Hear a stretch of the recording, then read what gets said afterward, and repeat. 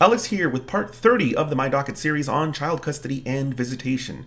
As with my previous videos, I'd like to take this opportunity to let my viewers know that if you haven't seen it yet, please go and watch part 0 of the My Docket series, because that is the video that leads to all of the detailed disclaimers and the underlying purpose of this series.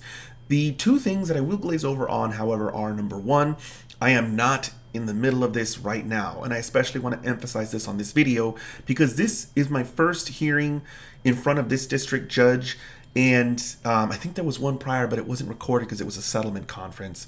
I might have put up the case management conference wasn't recorded either, so neither one was recorded. And this is the first time that I really had a chance to deal with all the allegations, and this is the video where I'm at my worst. I have the least amount of experience, I have no clue what to expect, and there are several things that I could have done a whole lot better. But I made it through. I ended up getting the joint physical custody, and quite frankly, considering how many different judges are out on the bench and how much worse things could have gone, I think I was lucky. But what I want to emphasize is I am not in the middle of this right now. You're going to see a snapshot of me from 10 years ago. Today, my ex's parental rights have been terminated. My case is completely and totally closed. It's over. It cannot be reopened. It's done. The second thing that I wanted to mention is that the nutshell version of the purpose of this series is to provide my viewers with one big example of my high conflict child custody ordeal from beginning to end in chronological order. I've been getting some messages from people who are wondering why they're not getting notifications from YouTube anytime I post a video. That is probably because you have only subscribed to the channel. If you want to get a notification when YouTube thinks you should get one, subscribe to the channel. If you want to get every single notification, then you also have to click on what they call the bell notification button. And that's going to answer a lot of the questions that I'm getting from some of my viewers as to why they're getting some of my notifications and not all of my notifications. If you click on the bell notification, you will get every single video that's posted to this channel, and you'll probably also get the posts that I put on the community tab. So this is going to be a hearing video for the most part. There are a couple of ancillary documents, I think they're like 1 or 2 page documents, that I'm going to go ahead and go through at the end of this hearing video. But for the most part, I am going to jump into this video. And before I do that, I want to mention 2 more things. The first thing is there is an important part of the video where things are not going well for me. But because of the topic, I know that YouTube is going to yellow flag the video. It's not like it's a really bad it's not like I did something that's really bad. The problem is that the topic is a sensitive YouTube topic, and if you put a video up with those kinds of with that kind of content in the video, they'll yellow flag it, and it causes 2 things to happen. The ad revenue decreases substantially by like 80%, and more importantly, they don't distribute the video as widespread as they normally would. YouTube has a more consumer friendly, or I guess you could call it ad friendly persona these days. And so to avoid that, I am going to put this video under one of the membership only, or sorry, not this video. I'm going to put those portions of the video, the ones that are probably going to cause it to be yellow flagged, out as a separate video that my viewers will be able to watch. And I do recommend, for those of you out there who are willing to pay a couple of bucks a month, it's just $2, to just sign up, and then you'll be able to go in and watch that portion. There are, I'll leave some snippets. It involves concealed carry of a firearm. It doesn't involve any threats or anything like that, but it does involve at least concealed carry, and I hope just by me mentioning even that right now, it doesn't cause the video to be yellow flagged, but for all I know it will. I guess in a way this will be my experiment to see how YouTube responds to anything like that. It's just they're very sensitive to certain things, and that happens to be one of those things. And the other thing that I want to mention is the overarching general idea behind the mistakes that I make when I am addressing the court in this video is I am trying to relate to the judge. I have a video that's dedicated to relating to the judge, and I explain why this approach is terrible. Don't do it. And what happens is when you're trying to relate to the judge and the judge is not agreeing with you or doesn't have the same opinion that you have, if you get fixated on that, you'll kind of wind yourself up into this loop where you'll continue trying to explain yourself and you just make yourself sound worse and worse and worse. I eventually figured this out, but key in on this. It's going to be easy to say, oh, well, that didn't work out well for him. Oh, well, that did work out well for him. Try and actually figure out sort of the way that I'm approaching the problem and why it's wrong. And specifically pay attention to this portion of the video when you see me make those mistakes in the actual hearing, because that is going to help you not make that same mistake. If you make an assertion and the judge doesn't agree, don't continue trying to explain yourself in an effort to try to get the judge to understand you, because oftentimes the judge does understand you. He just doesn't agree, or he thinks that was a bad idea, or he thinks you're flat out dumb. One of those things is going to be happening. And in this case, there are, I think it's just two, maybe even three specific areas. I think the others have to do with being late at exchanges, or at least that's what the allegation is. And I feel like I'm not understood, so I continue to explain, and it just makes me sound worse. In my own head, it's like, hold on, you should know everything. You're the judge. You should have read all the papers, and that kind of goes into another one of my mistakes. I assume that the court knows most of what's going on, and I just have to sort of fill in a few gaps here and there. But in reality, the judge doesn't have a clue what's going on except for what I'm telling him. So by me revealing bits and pieces, or by me focusing on, for example, how I made something up to my ex, it makes it seem to him like I'm doing things on purpose, and I am just deciding that it's okay to do things on purpose because, look, I'm making it up to my ex. When in reality, it's not even like all the time. It is perceived that way by the judge, that it's something that's happening all the time and that it's something that I did on purpose. But I don't understand that that's how I'm being perceived. And maybe that's one of the biggest problems with being a proper person litigant. Actually, that's not a maybe, that's a for sure. For sure, that is one of the biggest struggles that anyone is going to have being a proper person, a litigant representing themselves, especially a young one, is you're going to make all of these assumptions that are just not true. The court doesn't know everything that's going on. You need to present your case to the court. Focus on the presentation, not on relating to the judge. And I hope that people can carry this going forward. Without further ado, let's go ahead and jump right into that hearing.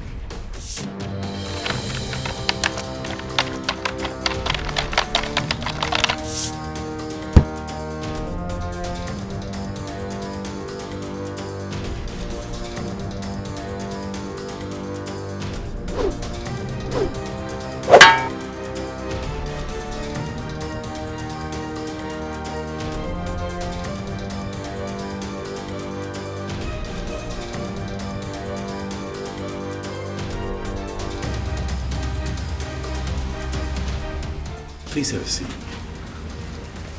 Your Honor, this is the matter of Wakani versus Farrar, case number F308-032. And with the two of you, I'm sorry to bother you again, but would you stand up, raise your right hands, and be sworn?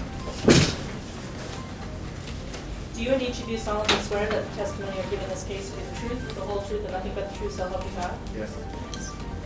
Seat. Ms. Berning, what do you think we need to finish today?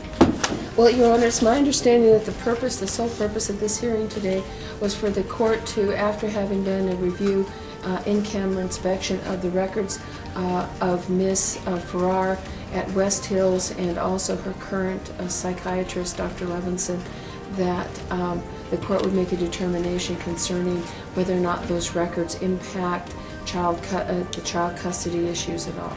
Right now, Mom has custody and Dad has visitation. Is that right? Yeah, that's correct, Your Honor.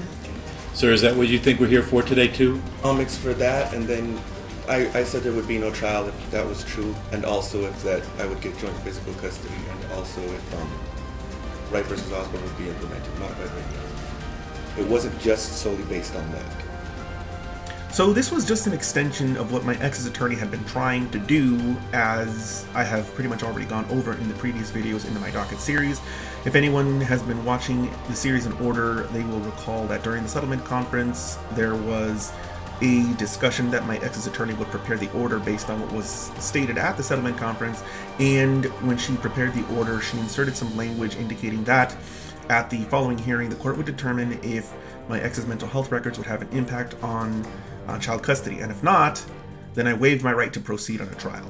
And in my previous videos, I articulated my, I guess you could say, actions that I took in trying to explain to the court that that wasn't true. And I believe at the time that was done through an objection to her proposed order. The judge entered an order indicating that he was going to adopt the language that she proposed. And she's trying to do the same thing now at this hearing. She hasn't stated it as such just yet, but if I remember correctly, very shortly she will be sort of pushed into a corner, and she will bring up the fact that the judge signed that order in order to try to twist his arm into abiding by what he had signed. Now, that isn't going to really work out, but I'm not going to talk about that just yet. It's going to come up soon. I did want to mention that the way I described what my ex's attorney left out was not very articulate at all, and I've already talked about this in many of my other videos. When I first started to represent myself, I didn't know how to really put together a string of thoughts in a way that I was going to say a judge would understand, but I'm not sure anyone would understand what I just stated, with the exception of a lawyer understanding that I wanted the Wright v. Osborne formula implemented. Just to clarify for my viewers, that is the formula used in Nevada that determines how child support is ordered when two parties share joint physical custody. So maybe it was a little confusing, but I think he got the point quite well, and ultimately I did get what I wanted at the end of this hearing. But let's get going. I'm sorry, let me just understand what you said. You said it's to find out about the medical records. It's to apply Wright versus Osborne, and did you say another thing? A request for joint physical custody? Yep, I didn't make any sense. But please don't be too hard on yourself when you're starting this out. It is perfectly normal, and I hope that this is just an example to my viewers that the way I sound now when I put together my videos and I explain things to you guys is nothing like the way I sounded way back then, and the judge figures it out eventually. I have 4 days a week and overnights and stuff. I'm sorry? I have 4 days a week and overnights and stuff. You have 4 days a week right now? The hour ratio is 40%, but I do have them 4 days a week. This is so bad. What I'm doing here is not very common, but I'm not going to say it's rare either. It's when you get stressed out, sometimes you will skip ahead, and that's kind of what I've done here. I'm trying to justify my request, but the judge doesn't understand fully what my request is. He was trying to find out if I was requesting joint physical custody, and I'm just explaining why I should have joint physical custody without telling him, hold on a second, I want joint physical custody, and here's why I'm entitled to it under the case law. Okay. Ms. Berning? Your Honor, to respond, I would, we did a proposed order for the court. Mr. Falcone objected. The court asked us to add to the court order that both parties would give the full name, address, and telephone number of the person retained to babysit Armando. We had done that just for the father, and the court asked us to also include that in the order for the mother. There had been a disagreement as to whether or not this matter would, Mr. Falcone's objection, which he filed with the court, indicated that he did not agree that this would go to trial, that he made any agreement such as that in court.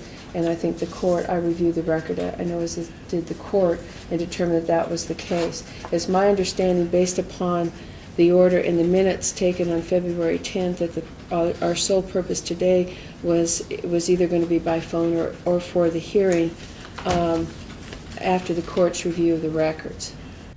This is what I'm talking about. So, as much of a train wreck as my explanation to the court was with regards to what I wanted, he did eventually get the gist. And my ex's attorney, now cornered, is falling back on her only defense, which is, well, hold on a second, you signed a piece of paper saying that I would get what I wanted.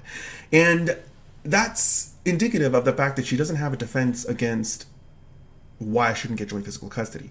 And the judge deals with it rather well. I mean, he basically has to ignore his own order. So let's go ahead and watch him take that order that he just signed, crumple it up, and throw it away. Okay. Sir, have you filed papers asking for joint physical custody? Yes, my initial papers, I did ask for joint physical custody. That isn't addressed in the... That wasn't addressed on February 10th, was it? No, it was not, Your Honor. So you agree it's an open question? Yes, Your Honor. Okay. Okay, so you're going to see here that my ex is, or that my ex herself is panicking because she's realizing that that order is not going to hold. And the attorney knows that she has no hope. Even though she argued against me on the objection, even though she won, even though the court entered an order against me, the court's just going to ignore his own order anyway. And so my ex is visibly upset. The attorney shook her head like there's nothing I can do. And that's just because that's how the law works. When the judge asked me whether or not I included the request for joint physical custody in the pleadings, he switched into law mode. My ex's attorney is trying to tell him, hey, we shouldn't have a trial here. We should just get what we want right now. And his brain is like, uh-oh. Trials, those are kind of fundamental. That's like a fundamental right. I can't just take that away from him. And so he's like, did you ask for that in the pleading? Yes. Counsel, is that true? Yes. So if that's true, now he's not explaining this in detail the way I am to you right now, but if that's true, then I have a right to an opportunity to prove to the court why I am entitled to that particular award. So he's essentially, he's rejecting her argument. I mean, it's sorry that I signed that piece of paper saying that I would do otherwise, but now that I'm here and now that I'm listening to you, I can't abide by my own court order because it's an illegal order. It's wrong.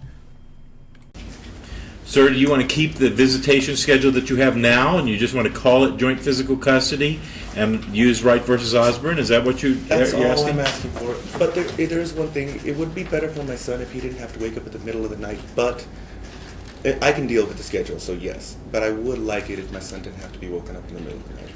I can handle that schedule. I'm not going to object to it if you don't want to deal with that issue. But I think it would be better if we just got rid of that gap of time so you wouldn't have to wake up at midnight. That's a tiny little concern. It's worth being overlooked if the mother really wants to object to that. Now, I'm saying it's a tiny concern because I have been representing myself against this attorney for quite some time with, for the most part, loss after loss after loss. I'm not getting anything that I want at this point. Multiple motions have been denied, and I'm realizing, I'm going to actually get joint physical custody. My mind is blown here. I have been representing myself for I don't know how long at this point. It's not even so much the time as it is all the paperwork and all the work. It's more a weight in sweat than it is a weight in time at this point. And so I'm saying, hey, one more thing, maybe we could get rid of the midnight exchanges, but at this point, being as ignorant as I am, not knowing how severe this is going to end up becoming, I shouldn't even use the word ignorant. I should use the word naive, because I really didn't imagine that the midnight exchanges would go on for so many years. I figured perhaps it would just be for a little while, and I'm sure that I figured that because my ex had communicated that to me, perhaps in emails or texts or something like that. And I do recall vaguely that when confronted with this question, the court is concerned. But my ex does come up with some kind of defense, like it's only for a little while till I change my shift. I haven't seen this video ahead of time, so I'm kind of watching this at the same time as I'm watching, or at the same time as you guys are watching it, and I'm interested in seeing just how this all played out, because this one issue ended up being one of the biggest reasons as to why my ex was later deprived of physical custody. If she's going to object to it, I'm not going to fight over that. I think it's just better for him. Ms. Berning, would you like to resolve the issue of what I've heard is he agrees with the visitation schedule. He's asking for a minor tinker that I think we should talk about. Mm-hmm. Do you think that this schedule calls out to be called primary physical custody or joint physical custody under our new case, Rivero? Your Honor, I think what we would have to do is do a Rivero calculation, because it isn't exactly 50-50 custody. So I think that rather than Wright v. Osborne being a controlling case. Well, you're talking about calculating the amount of child support. But there's an issue, Your Honor, I believe, and we broached this in our original motion, concerning who is the primary physical custodian goes to more than just just a percentage of time. There are issues with Mr. Falcone's performance even now, where he has been late for drop-off. I have a letter from Ms. Farrar's work, the laboratory manager at the VA, saying that because he's been late dropping off to pick up, or not at all, she's been late for work, and it's jeopardizing her work. We provided. Well, I understand that's unpleasant, but what's it got to do with who's got custody of the children? And therein lies the point. That doesn't have anything to do with custody, at least not physical custody. It could perhaps have a reason to modify the timeshare. It could perhaps be a reason to, if it was egregious, not give me as much time with our son. But it's not a reason to say, hey, let's leave the situation the way it is right now, but not give him physical custody. And my ex's attorney just doesn't have any other choice but to argue this kind of, quite frankly, nonsensical stuff, because when you go to court and you ask for something and the law doesn't support what you're asking for, you have to come up with something. You can't just go in there and say, Your Honor, we're not entitled to this, but we're asking for it. You have to come up with some kind of explanation, as bizarre or implausible or off the rails as it is, to get what you want. And she's kind of being forced into this position because she's willing to concede the time that I have with my son, but she's not willing to concede the physical custodial label. And I really don't think that's my ex's attorney's fault. I just think that it's her client demanding that specific label, and she just won't let go of it. So she's doing the best that she can as an attorney to get what her client wants, and the judge is kind of looking at her like she's weird because none of that really applies, at least not under Rivero v. Rivero and the timeshare. It could potentially be used as a basis to reduce my timeshare. For example, you could say, my ex is not picking up the child, and therefore he should get less time. And because he's getting less time, he doesn't have as much timeshare, and because he doesn't have as much timeshare, he shouldn't have physical custody. But that's not what she's arguing. She's arguing that we should just keep things the way we are, but not give him physical custody because of the fact that he's late on a few occasions. And there's another problem with this. She's bringing up a letter. There's actually two problems with this. The first problem is that you can't use a letter, at least not in Nevada. Other states might allow you to do this, but you can't use a letter to prove something at an evidentiary hearing. In fact, we're not even at an evidentiary hearing. So what she's doing is kind of contradicting what she stated earlier. Earlier, she stated she wanted this resolved without a trial. But by bringing up that letter, she's indicating that there may be a basis to change the outcome that's about to basically occur, which is a joint physical custody award to both parties. And the only way to do that is with an evidentiary hearing, because she's going to need to prove what she's saying is true. And the problem with the letter, again, I mentioned, is it's hearsay anyway, so the witness who actually prepared the letter would have to appear in court and testify. Now, I mentioned there was a second problem, and the second problem is that letter doesn't say I was late. That letter just says that my ex showed up to work late. So it's not even really going to support what she's alleging, because, I mean, my ex I could just show up on time, and she could just drop our son off to me, and then she could just not go to work on purpose, wait like 30 or 40 minutes, show up late, and then tell her boss, hey, I was late because my son's father didn't pick up our son on time, and so here, prepare this letter for me so I can take it to court. This kind of stuff is high conflict parties do this kind of stuff. There's nothing really that you can do to avoid it except hope that the judge sees through the nonsense, and if not, hope that you have an opportunity to explain to the judge why it's nonsensical. Well, I think it goes to Mr. Falcone's ability to parent his child and to allow Ms. Farrar access. As far as the what NRS 125.480 states, is that the parent who's going to give liberal access to the child should be the primary physical custodian. One thing that Mr. Falcone has not done is that there have been about 3 or 4 times at least that he has not given phone contact with Army to Ms. Farrar. I have a concern with that, and while we would be willing to have the court implement the order as it is now, however, I believe that Ms. Farrar should remain the primary physical custodian for those reasons. So she's doing the best she can with what she has. The allegation about the phone contact, all of that stuff would have to be proven too. So it's like she's asking for two things that are contradictory. Either these are serious problems and we have to go to an evidentiary hearing / trial, or these are not problems and we're going to have a decision now. And if we're going to have a decision now and nothing is going to be changed, then existing law has to be applied. I believe I've mentioned earlier that she doesn't really have much to work with here. The law's not on her side. So her only hope is to try to leverage her relationship with the judge, and I'm sure she's hoping that she can induce him into committing legal error, but that's not what happens.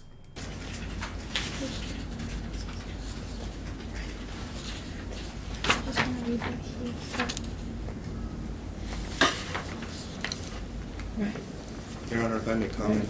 Yes, go ahead. The phone contact, I return every single call except when she calls after 8, which is in the court order, which is when he sleeps. There also have been some occasions where she called at 7:59, and by the time I got to my phone, he was already asleep, so I didn't bother to call back. But I've always returned the calls otherwise.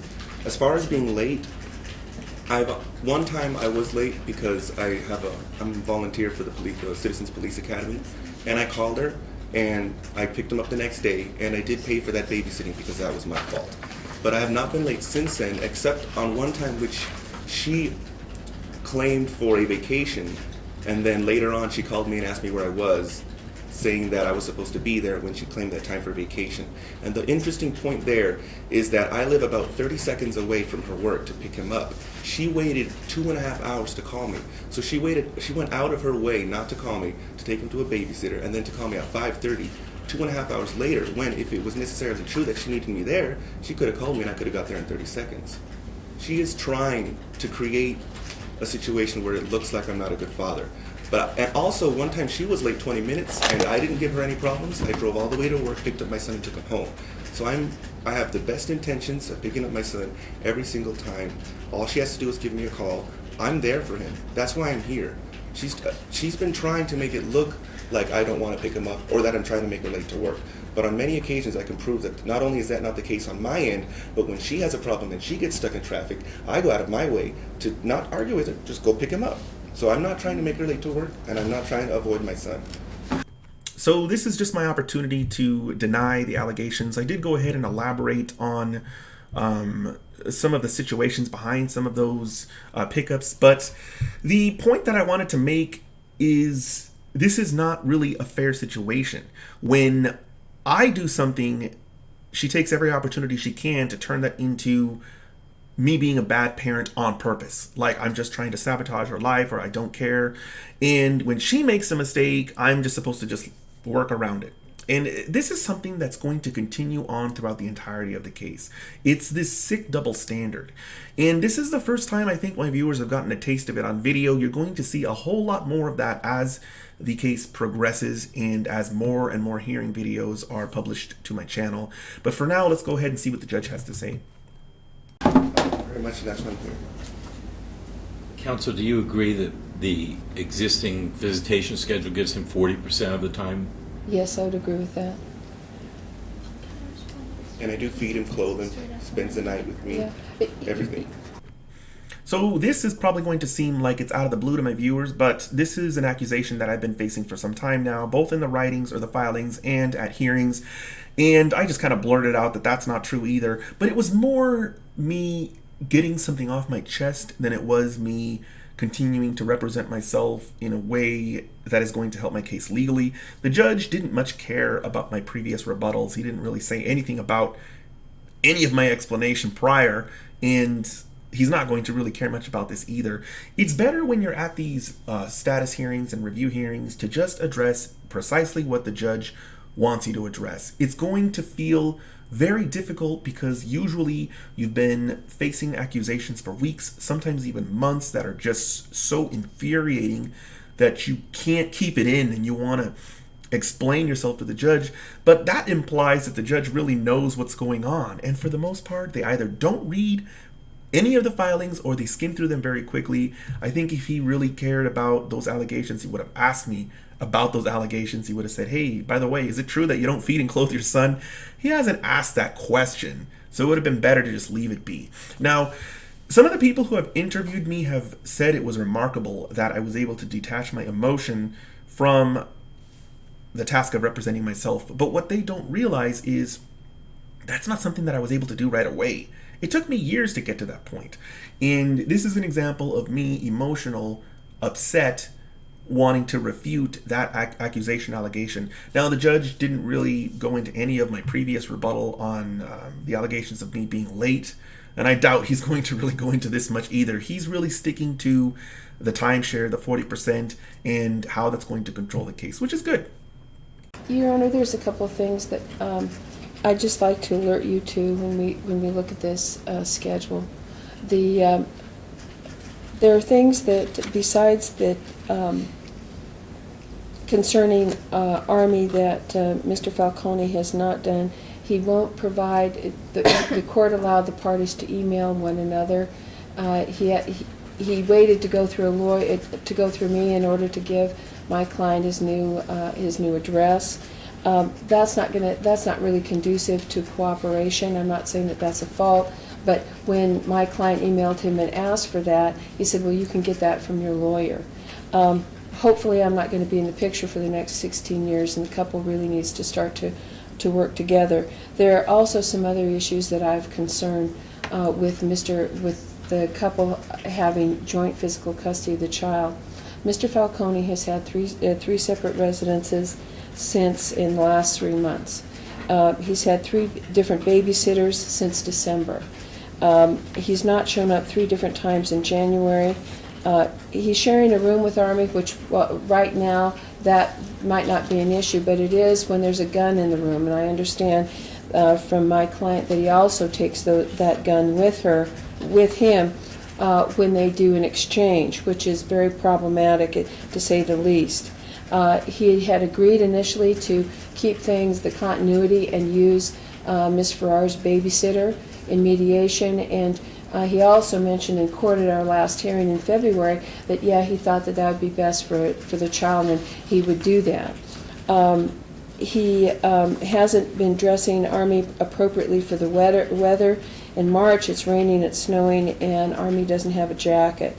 When he shows up in order to do this exchange for visitation,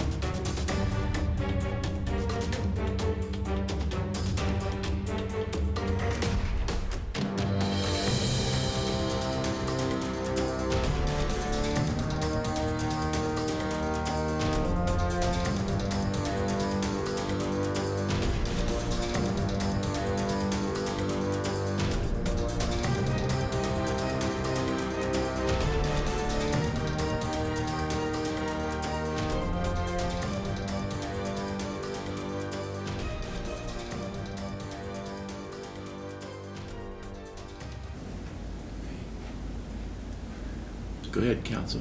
Your Honor, it's these kinds of events. And in the court's order, when you looked at the issue of joint physical custody, one of the things that the court recognized is that there's more than just child support implications involved when the court makes a ruling concerning primary physical custody versus joint physical custody. One thing that I think is abundantly clear is that with joint physical custody, there should be some cooperation between parents. Clearly, that has not happened in this case. There needs to be one parent that has primary physical custody. Both should have legal custody, but with if the court were to order joint physical custody in this case, I think you will have this couple locked horns for the next 16 years. I guess I don't understand. If we're in agreement with the visitation schedule, and I understand it might need some tinkering, but we're generally in agreement. And that's exactly the point. If you're going to argue that there's going to be too much conflict for the parties, the conflict is going to come from the timeshare, from the exchanges, from the interaction, from the amount of times that the parties see each other, from the amount of time that the parties have with the child. The conflict isn't going to come from a label. And he's eventually going to get to the point where he finds out that she really just wants that label applied to her because it makes her feel good. This is actually going to be stated on the record. You're going to see this later in the video. I've never forgotten this. And the other problem is you can't get physical custody of a child just because there is too much conflict. That's something that was discussed by the Supreme Court in a case called Mosley v. Figliuzzi. If there is too much conflict between the parties, so bad that one of the parties is going to have to get primary physical custody, it's important that the court doesn't just give that to the accuser. And what the Mosley court contemplated was, if they set forth precedent as such, then there was going to be situations where parents would purposefully create conflicting cases just so that they can point the finger at the other party and say, look, there's conflict here, give me custody. If anybody here has not read the Mosley v. Figliuzzi decision, please read it, because not only does it go into fine detail as to the problem of high conflict parents creating conflict just so that they can get what they want, it also goes into some of the history of Nevada with regards to the tender years doctrine and the transition away from that towards a joint physical custody default situation. It's a absolutely crucial read, even for people who aren't in the state, just to sort of see how the wisdom of our appellate courts, at least here, evolved from a situation where mothers, actually it even went further back. It goes far enough back that apparently before the period of time called the tender years doctrine, where mothers were given custody of children by default, apparently before this period of time, there was a time when fathers got custody by default. And anyway, it's a great read, even if you're not in Nevada, and I'm going to go ahead and continue the video now. What's the difference going to be what we call it? I mean, if the visitation schedule is set, what's the difference going to be how these people interact, whether we call it joint physical or primary physical? One moment, Your Honor, I need to speak Okay. to my client.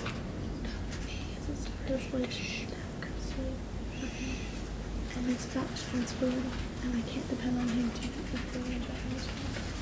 Your Honor, while looking at the factors, there's a certain amount of cooperation that has to attend between the parents. What my client wishes me to point out to you is that, as proven already in this matter, Mr. Falcone has not been responsible to be a joint parent, to have joint physical custody.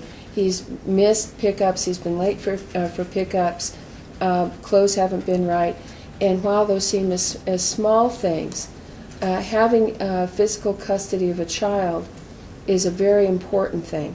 I guess And I still don't understand. If we've got a schedule, and we're just talking about how we're going to name it, what difference does it make what we name it? I mean, I understand about relocation cases, and I understand about the calculation of child support, but I don't understand how it's going to affect whether the child has the right clothes or whether he's going to show up on time for the things that you're pointing out. I don't understand how it's going to affect those things. Your Honor, I think it affects the custody is more than a percentage. And while my client would agree to this percentage, I believe that she should still have primary physical custody of this child. Well, what do you think that means? What would she have, given the schedule is the same regardless? What's she going to have if she has primary physical that she wouldn't have if she had joint physical? Let me have my client address this. I think she's really anxious to speak to the I'm court. happy to hear it, but it's really Yeah. a legal question, It is and a I'm legal having question. problem understanding what she's going to have different. I think that it rests on the Ms. Farrar would always give Mr. Falcone visitation. She would never play any games with him regarding visitation. And what Mr. Falcone has done is he has done exactly the reverse. All of what he has done is he's put her at odds. He has used the visitation by not showing up on time, by not showing up at all, to basically use it as a way to harass her. And if we look at NRS 125.480, I believe that Ms. Farrar should be the primary physical custodian because she would give him more access with the child. I believe She's that... going to give him the same amount of access no matter what we call this. Okay, so this may be a surprise to some of my viewers. The judge is frustrated because he doesn't get what's going on. And I've talked about this in previous videos. It seems to me that some of the family judges sincerely believe that the lawyers are requesting things that are best for the kids, which is mind-boggling to me. What's going on here is that the lawyer is doing what her client is asking. The lawyer's client is asking for something she's not entitled to under the law. The judge is trying to understand why this lawyer doesn't get that. She knows. The lawyer knows. She knows she's not entitled to this. She knows the law is not in her favor. She knows that none of this makes any sense. She's asking for it anyway because that's what her client wants.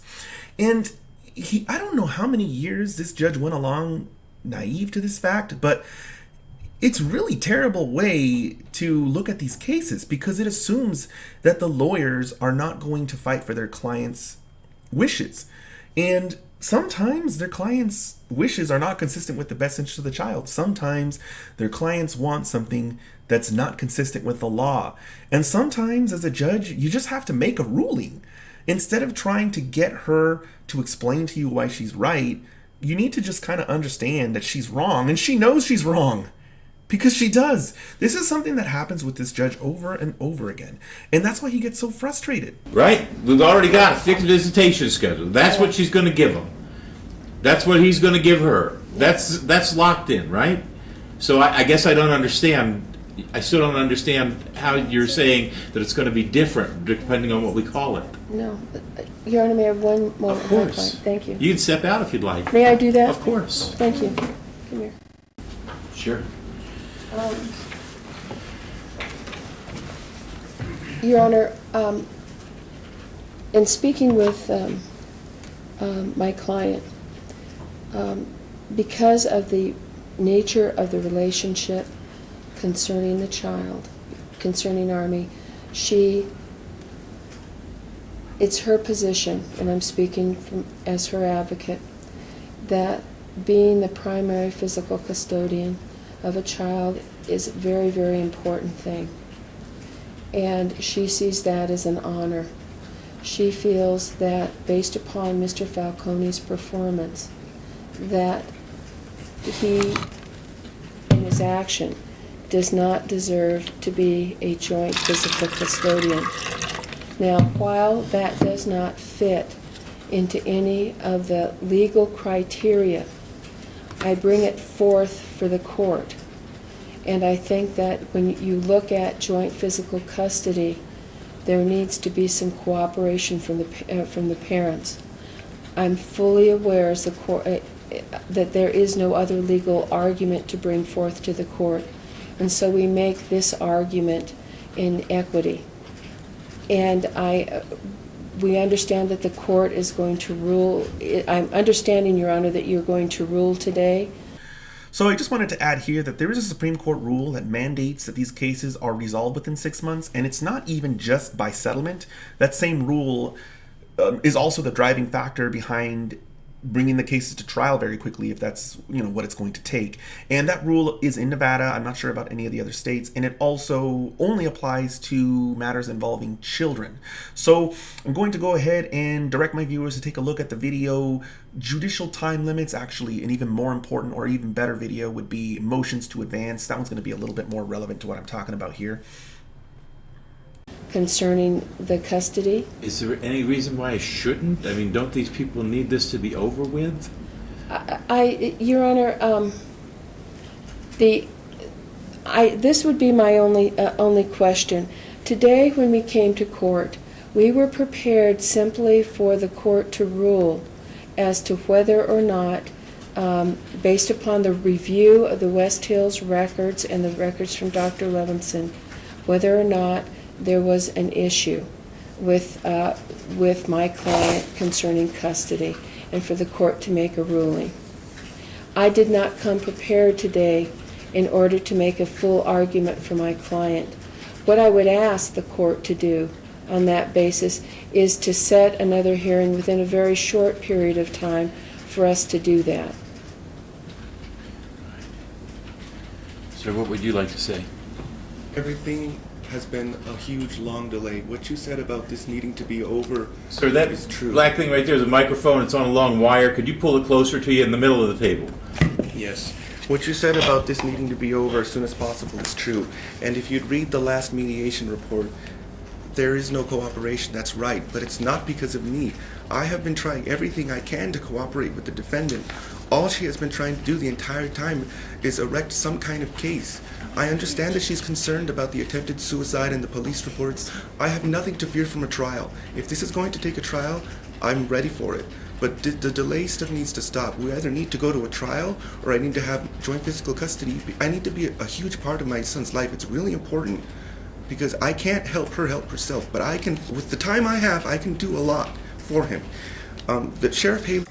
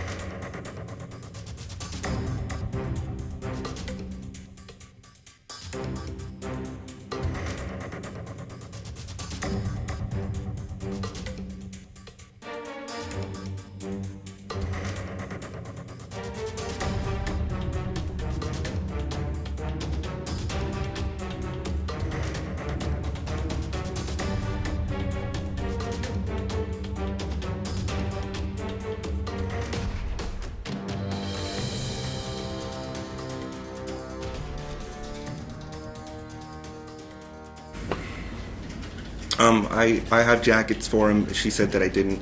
She's also given him to me a couple of times without shoes. So she's the whole thing about me not giving him the right clothes isn't true. And about the babysitters and my location, my residence, my babysitters have been complaining that when she calls them, she's very intimidating, rude, and she's not very cordial with them. She's pretty harsh. And so your order says that I have to tell her when somebody's babysitting my son, not to tell her who I'm living with. If I can avoid it, I'd rather not give her anybody's number that I don't have to, because then the next thing I do is I get complaints. That's it. You know, every now and then I get a case where there's a good guy and a bad guy, but that's very rare. Usually what I get is a case like this, where there's two human beings in front of me, you know, with good qualities and problems in their lives. Okay, ma'am, I've reviewed the medical records that I've received, and in a custody battle, they would absolutely be an issue. Okay, they would make me question in a battle for primary physical custody whether or not you should be the person to get it. Sir, what you've described to me that you do with a handgun is just unacceptable to me. I mean, just unacceptable. First of all, this is a will issue state, which means you can have a concealed weapons permit for the asking. You know, I mean, it's just not hard to do. And to think that you have to go to Wednesday's and display a handgun to a woman that's applied for TPO against you in the exchange of your son just seems to me to be at least insensitive. Your Honor, may I have one moment with my client? We might be able to resolve this matter today.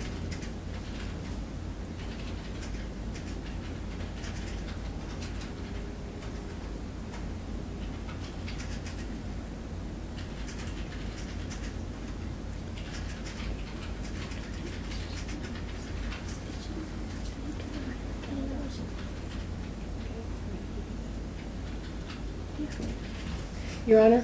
Yes. In conversing with my client based upon what the court's comments, we are willing to have the court enter an order for joint physical custody. All right, just stop for a minute. But she would like to respond to some of Mr. Falcone's comments. Okay. Right now, I don't know how long it's going to be, but right now the definition of joint physical custody in the state is given by a case called Rivero. The Supreme Court has asked for additional briefing on this case, but they haven't withdrawn the case. Right now the definition of joint physical custody in Nevada means an order awarding each of the parents significant but not necessarily equal periods of time during which a child resides with or is under the care and supervision of each of the parents. Joint physical custody shall be shared by the parents in such a way as to assure the child frequent, continuing, and meaningful contact with both parents. That's the definition. Because this definition is new in Nevada, and we don't have any Supreme Court decisions interpreting it, I've taken a look at the Missouri Supreme Court decisions because this is a Missouri definition. Under the case law in Missouri, a 40-60 split is joint physical custody. There's no requirement in the law that the parties need to cooperate. It just talks about you both having frequent, continuing, and meaningful contact with the child. If that exists, it's joint physical custody. I could imagine under this definition that you wouldn't even need to live in the same state, that you could have joint physical custody just based on the number of hours that you spend with the child, assuming that you do things more than go to Disneyland, you know? I mean, if you've got the child enough so that you're responsible for the child's health and education, and nurturing, those seems to me that's what joint physical custody is under this definition. And it doesn't matter whether the parents are cooperative and it's certainly not it's certainly not something to be used either as a badge of honor for one person or to punish the other person because one side or the other doesn't like what the party does.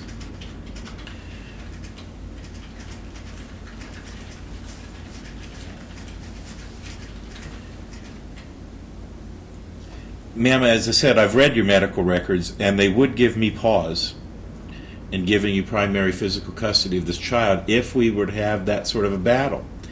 I don't think they disqualify you from having shared or primary physical custody of your child, but they're alarming, and and they are a factor that I think would be fair to consider if you were to have a custody trial. I really want to emphasize to my viewers the importance of not doing what I did. Later on in this video, I just asked the judge, can you at least let me know if she's a danger to our son or anyone else? And he says, no, she's only a danger to herself. And that's it. I let it go. Don't let it go. Don't do what I did. Ask for the records. Take a look at them for yourself. As the other parent, you're entitled to review them, especially if you're representing yourself, because then you're also acting as your own attorney. Stuff like this could have given me the clues that I needed to understand what was going on in the future. Later on, 6 years later, I still don't have a clue what's in these records. There's a diagnosis, but I don't know what it is. Just do not do what I did.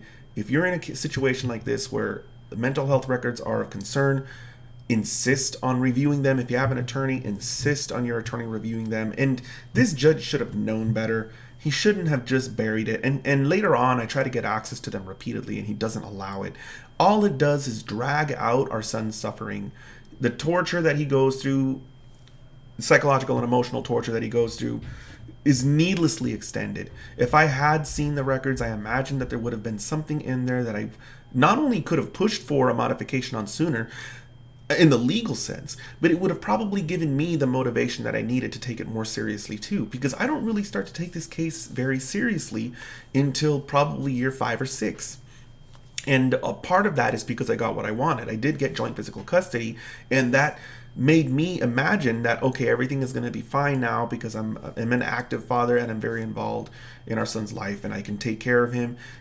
I didn't realize the amount of damage that was occurring until way later. So if you're going through a case like this and there are mental health records that are concerning, you need to take a look at them. In fact, one of the factors your counsel has a couple times mentioned NRS 125.480, and there's a list there at subsection 4 of the factors that I'm supposed to consider in determining the best interest of the child, and one is the health, the physical and mental health of the parents. And there's no way that I can read those records and not say that there's a mental health issue that's raised by a diagnosis in those papers. And so it would be a factor that I would consider. Again, I don't think it disqualifies you. It looks to me that you've got a problem and that you're dealing with it. But it doesn't say that there's no problem. It says that you've got one and you're dealing with it. And I think under the law, I'd be required to consider it.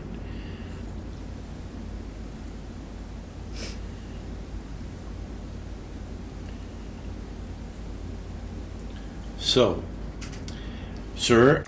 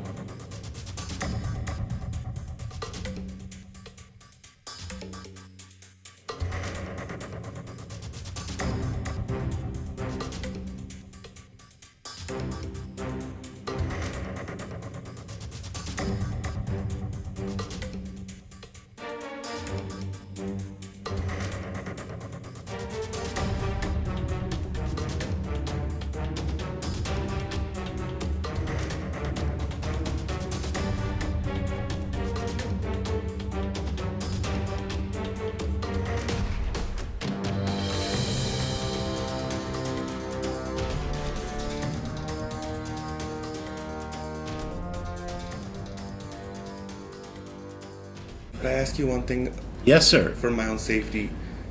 Do the mental documents show anything that like she would physically harm anybody? No. Okay, that's one of the things I wanted to know. No. Okay. That's all. Okay. All right. Can I see? Can I see? I wanna... Ma'am? I'm dating a cop right now, and his concern.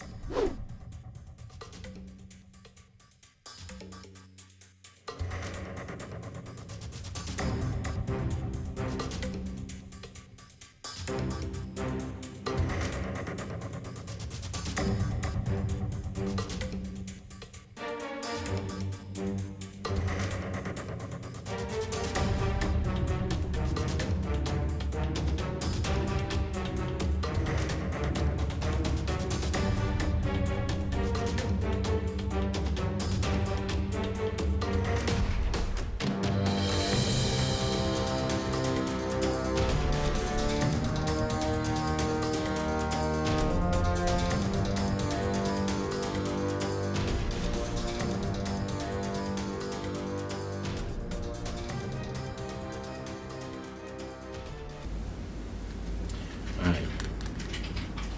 So, where we were after all of that is, I'm willing to have the hearing that you requested, but then I think you backed off for it. But under our definition of joint physical custody, I almost don't see, unless you come up with some other arguments, I almost don't see how you're going to avoid that name with a 60-40 split. Because you can't use it to punish him, or because he doesn't show up on a visit on time, and that sort of thing. So if that's where we are, and you've said a couple of things from your table, and so if you want to have that hearing, I'll schedule it for you. Okay, you're welcome to have it. If you want to agree today that we're going to call it joint, you're welcome to do that. As far as the problems that you have, the missed time, the close, your complaint about midnight, I'd like to deal with all of those. I mean, they all sound pretty minor. Maybe we can resolve them. Can we do that today? I'd be happy to if you'd like to. That's what my client would like to do then. All right. Why don't we take 2 of your complaints, and then we'll go to 1 of yours, because I think you only have 1, and then we'll come back and finish yours. So Well, pick them in what order would you like to do them? Well, he already answered several of them, and Okay. they were lies, and I would like to address those. One moment. Okay, just pick 2 to do first.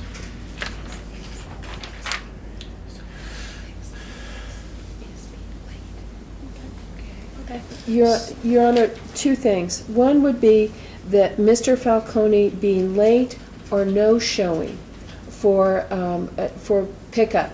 That jeopardizes my client's job.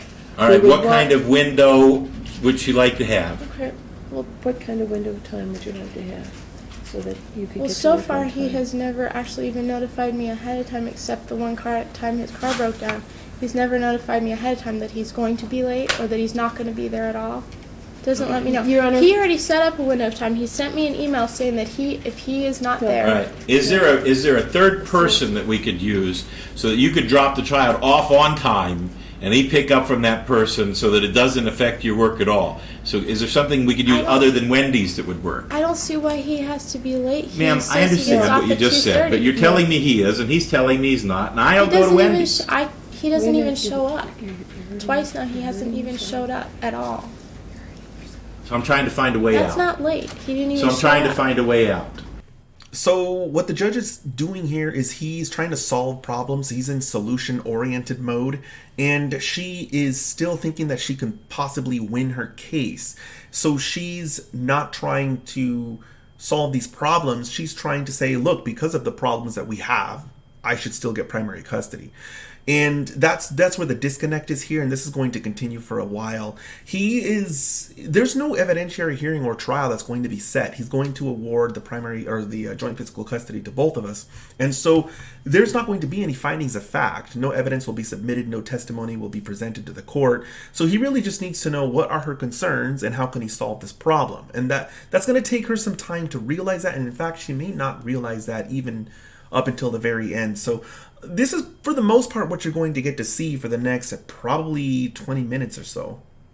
Well, Okay, and if you want to say, hey, listen, if he's not there, what do you want to have happen? Well, he already told me that if he isn't there at 5 minutes after, and if I haven't heard from him, then go ahead and go take him to my babysitter. Okay. I mean, so I'll call my babysitter up, beg her to take him 15 minutes before I'm going to get there. But your Call him late babysitter to might not be work. available, and that burden shouldn't fall on you. So I'm trying to find another way, and my idea was to use a third person, maybe your babysitter, for the exchanges. If you have a better idea, I'm glad to hear it. Well, But I if don't the- think it's acceptable that he just doesn't show up. I Ma'am, if never your don't answer show to up. how do we fix this is make him do what I want him to do, that's not a It's good his answer. responsibility to be there to pick up his son. Your Honor, I would suggest that maybe Mr. Falcone, if he's not going to be at the pickup point at, say, by 10 minutes or 15-minute window of that pickup time, that he provide the name of a person that that Army could be taken to by within reasonable distance with my client, so that my client could get to work, and then Mr. Falcone could pick up the child at that time. Sir, what do you think? That's 100% possible. The latest 3 times that we exchanged right by our work because I live so close. It's amazing. I'm like 30 seconds away from the VA. Then why are you late? I'm Ever. not. She didn't. That third time that she was late, she never called me. She waited 2.5 hours later. She could have called me and I would have been there. That's what I'm trying to say. No, That's yeah. And So you're saying you've never been late? there was one time and I called her. My car broke down. That's the only time you've been late. And there was one more time.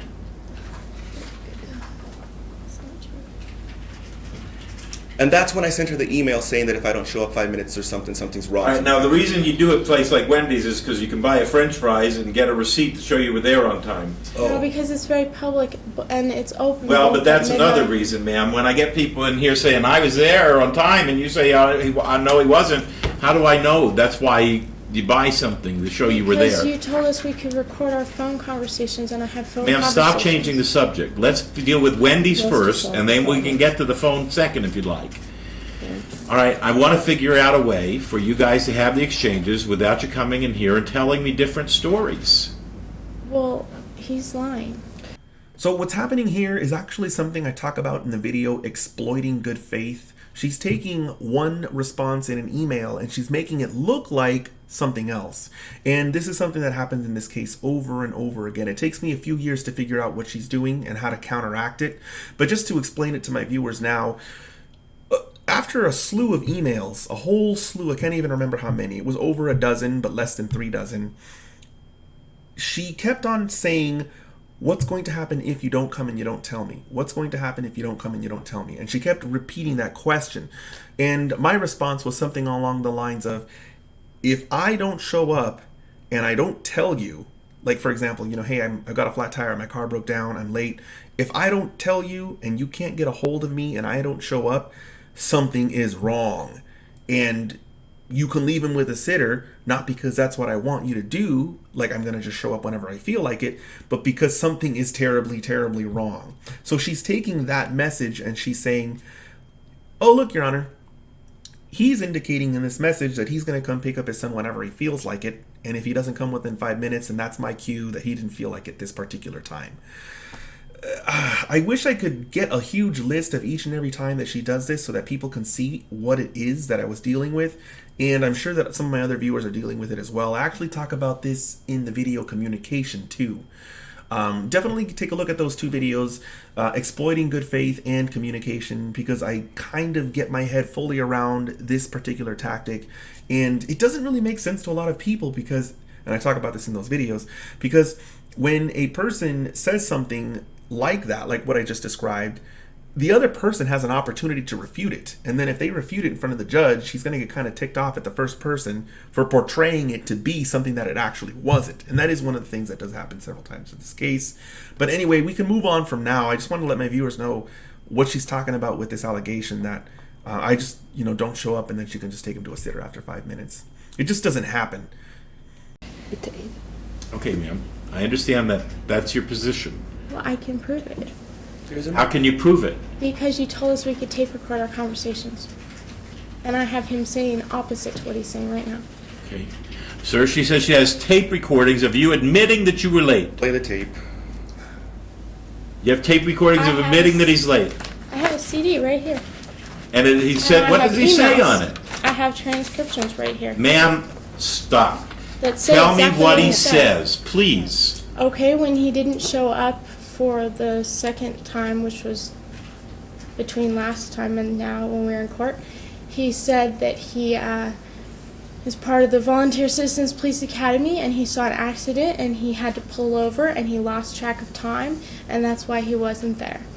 Sir? That's true, and that's when I sent her the email saying if I'm late, then something happened that's bad. That if I don't call you, then it's yeah. So yeah, that's true. I'm explaining this so bad. That implies it's on purpose. I wish I could have actually shown him the email, but it doesn't matter. It's not going to impact anything anyway. It's just so badly explained. No, it is not on purpose. It's not like, hey, I'm just not going to call. Jesus. I can't help but laugh at myself. Okay, I'm going to go ahead and just reiterate for all my viewers that it was not a deliberate thing. It was, if I'm not communicating with you, it's not on purpose. It's not intentional. Something is wrong, as in I am not meaning to do this. Sorry, I messed up. I don't know how else I could have explained it. It just makes it seem like it's like I built it into my decision-making process and I've just decided I'm going to just on purpose not get my kid. No. That's when he sent me the email saying that if I'm not there by 5 minutes and you haven't heard from me, then just go ahead and go on without me. And guess what happened when she did that? I paid for her babysitting because that wasn't her fault. So once again, a really bad example of trying to explain a situation. It comes off as if I did it on purpose. For example, I saw somebody's car break down. Oh, I'm going to help this person, consistent with this whole program that I'm going through. And on purpose, I'm going to miss the custody exchange. It's just coincidental that I happen to be helping this particular person. The problem here was that I wasn't paying attention to the time. And me trying to rectify the situation, me telling the court I paid for the sitter because of my mistake, it doesn't come off as me trying to own up to something I did. It comes off as me trying to say, that was the plan, that was all okay. I did it on purpose because of that. I feel like that's how it comes off, and that's really, really damaging. I think somebody shouldn't have custody of their child after doing that on purpose. And I'm not trying to talk about helping people. I'm talking about missing exchanges on purpose. If for any reason at all, missing an exchange on purpose is horrible. Missing an exchange because life happens, it can still be bad if it's repeated and it's over and over again, but it's one of the things that the courts expect to occur. For some reason, I just can't get past the idea that the judge should know half of what is going on and I only have to explain half. I feel like that's the mistake that I continue to make. I feel like the judge has an idea as to everything that I've done or what she's done, and we're only there to sort of explain the details. In reality, he doesn't have a clue what's going on. So what he's hearing from me is bits and pieces, or like half of the story. And because it sounds a certain way, he's filling in all the gaps in a way that is really, it portrays me negatively. It portrays me to be doing stuff on purpose. So I just wanted to clarify that for the viewers. I'm not sure what can be really done to help a viewer not do that I haven't already explained. For example, with watching the video relating to the judge being probably one of the first things that somebody should take a look at. And also the judge does not remember you, which emphasizes the importance in thoroughly explaining something from beginning to end and not just saying something like, oh yeah, I was late because I was helping this person who broke down, but it's okay because I got a sitter for her, I paid for the sitter. Because if you don't explain anything beyond that, it just makes it look like you just planned it out that way. It's not acceptable. Sir, wait. It's not acceptable. Wait a minute, wait, stop. I'm sorry. Okay, you are not Junior G-Man. Okay. The whole world is not your responsibility. This is a woman that doesn't like you very much that you had a child with. Okay, if it's your job to show up and pick up your child, go and pick up your child. Yep, he thinks I did it on purpose, and I don't think I actually need to go any further into it and explain it at this point because I think he moves on to the next topic. But I really do want my viewers to know this can happen to you. Don't half explain something. And when you make a mistake, be careful not to glaze over the fact that it was a mistake. Because if you glaze over the fact that it was a mistake and you emphasize the fact that you made up for it, it can often look like, to a court, like you decided on purpose to not do something and came to that conclusion that it was okay because of what you were going to do to make up for it. That's not okay. It's not what I was doing, but I have to say that if it was what I was doing, it wouldn't be okay. I messed up. I was wrong. Yes, I was late that time. So I'm really getting lucky here because as I'm looking at this, as I'm looking at myself, I don't think that while I was sitting there, I understood the way that the judge saw what I was explaining or how I was explaining my actions. I'm thinking that he's nitpicking at me for 2 times that I accidentally missed an exchange and made up for it afterwards. But what he's actually seeing is a person who on purpose missed an exchange because it was justified by either what I was doing to help a random person or by what I had done after the fact to pay for her sitter. And they're just going to take that ball and run with it.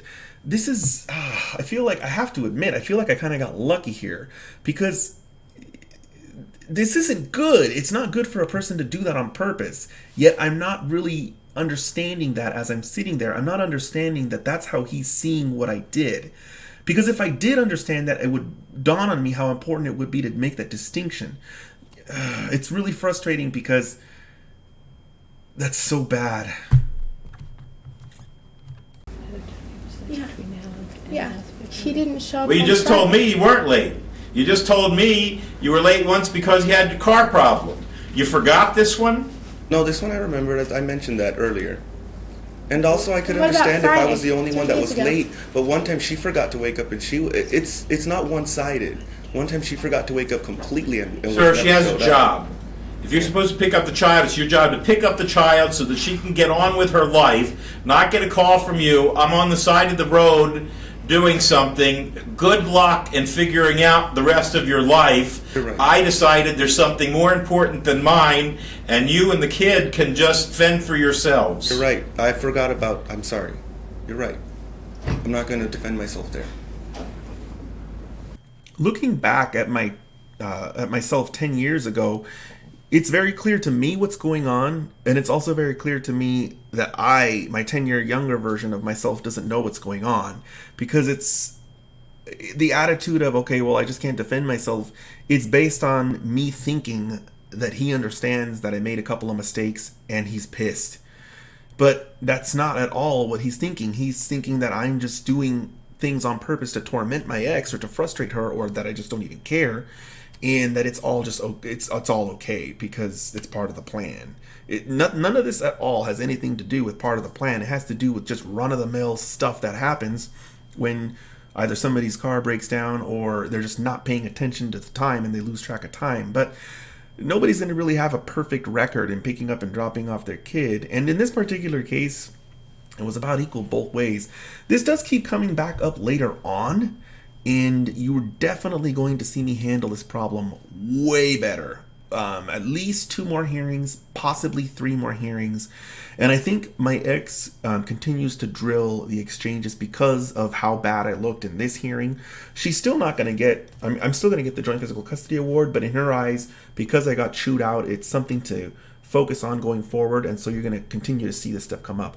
But I do eventually get a clue and figure out how to better explain to the judge what's going on. It's too bad that I can't show you that right now, but it is coming, so you're just going to have to hang in there for the follow-up videos that happen to come up in this series.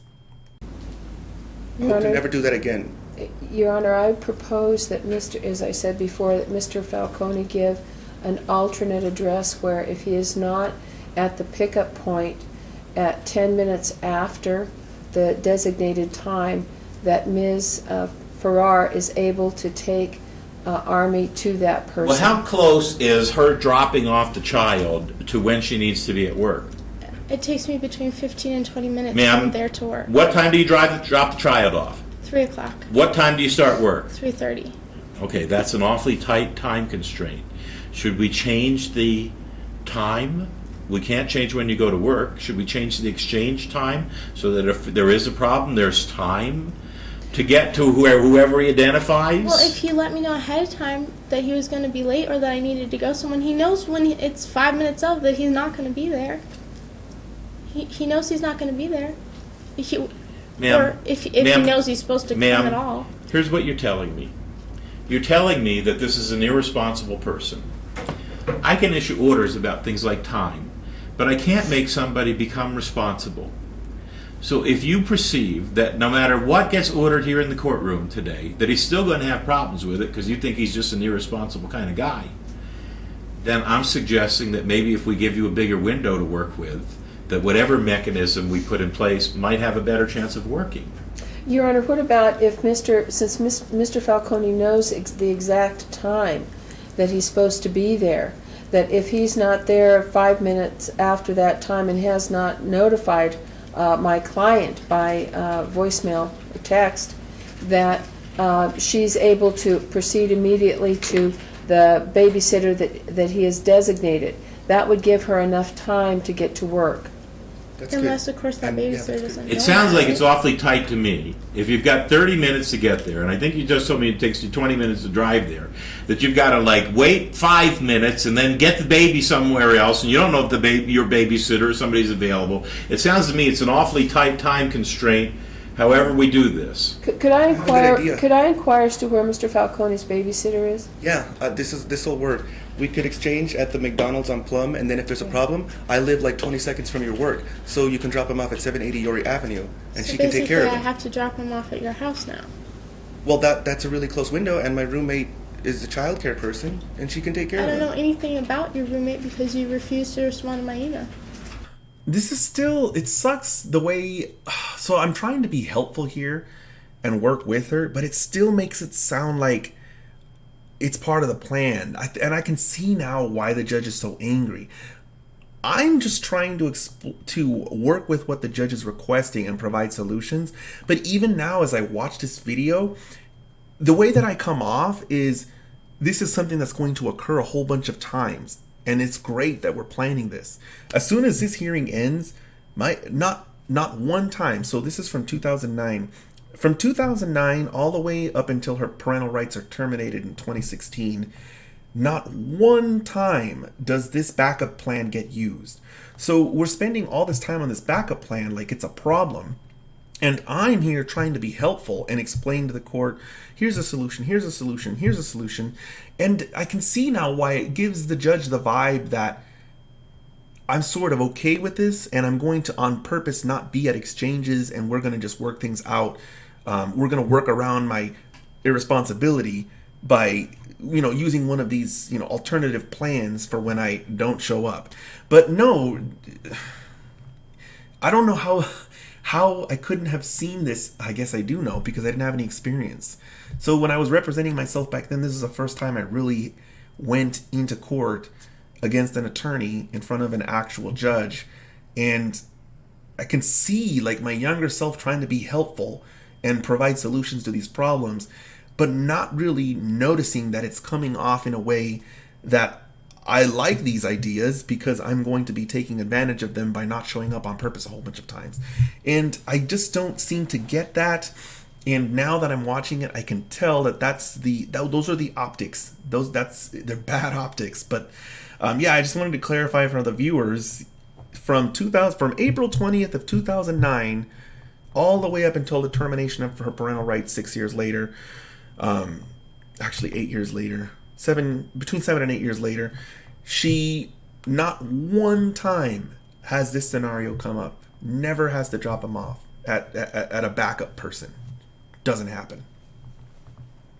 Well, then I'll tell you now.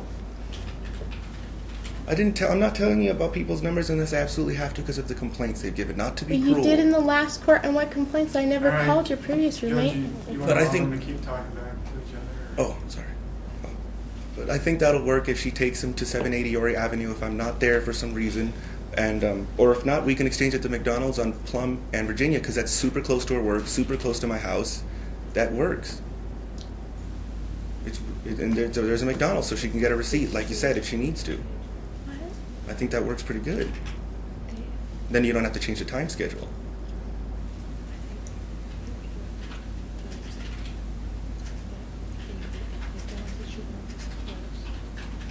There's nothing open at that time of night near my work. And the last time we tried to meet, he brought his gun to my workplace.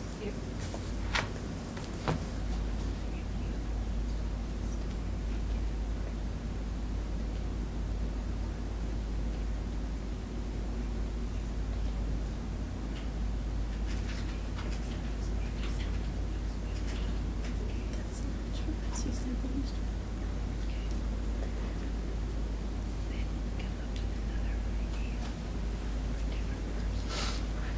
So I'm asking if he's now using her as a babysitter because he's used 3 other people and she's never That's done what she's it. saying. Your Honor, I think that my client would be good with this if we know the name of the person who is the babysitter. I think that's reasonable. But the other thing that I am concerned about is that the court would enter an order that this would be in an emergency situation only. Mr. Falcone's manner with regard to this issue is, well, if I'm not there, then we can do this. I think it would need to be clear in the court's order that the exchange could be at McDonald's. That would be appropriate. That would give my client enough time. But that if he is not there, that his not being there should not become the rule. It should be the exception. Agreed. Let me ask a couple questions. Ma'am, how many visits have there been? Since the last court hearing? Okay. Well, how many weeks have there been? We met in February 10th. Roughly how many visits have there been? 10? 2 a week. So 2 a week. that would be ish. Since February 10th, you said? Yeah. 2 months, about 16 visits maybe. Right?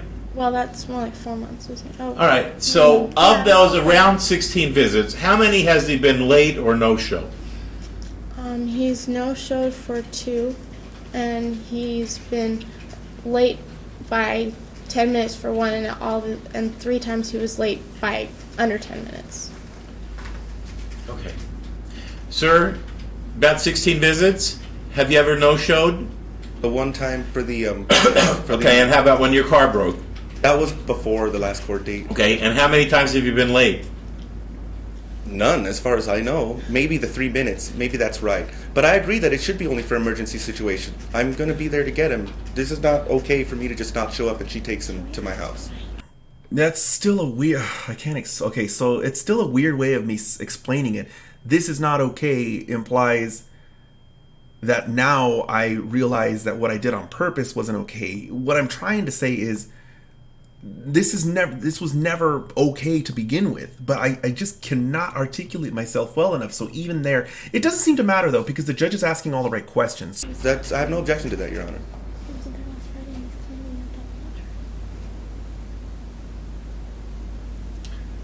I just want to make something work out. Yeah. Here are my thoughts. I'll do anything that the two sides agree, but these are my thoughts. That we move the exchange time to 2:30 from 3 o'clock so that if something doesn't work out, you've got more time to deal with it. Well, if we move If you don't want that, you don't have to have it. But if I were you, I wouldn't want to have only 30 minutes to get to work when he has no-showed twice and been late 4 times in 16 visits. I mean, I would think that you've been late to work half a dozen times because of these exchanges. And if you're worried about your job, as you've expressed you are, I'm suggesting that you might want to give yourself an extra half hour to do the exchanges so that you're not late so often. Your Honor, we can accomplish that by moving it to the McDonald's on Plum Lane. I'm okay with everything you say. I'll just come out with the rest of the stuff that I was going to say, and then you guys can agree on whatever you'd like. And, sir, you need to change what time you think the pickup is to 5 minutes before so that you're there on time. And if this problem persists, I'm willing to say that if he is late for a visit and doesn't call in advance, that his visitations are suspended. And you can come back into court here and explain to me what went on before we make her lose her job.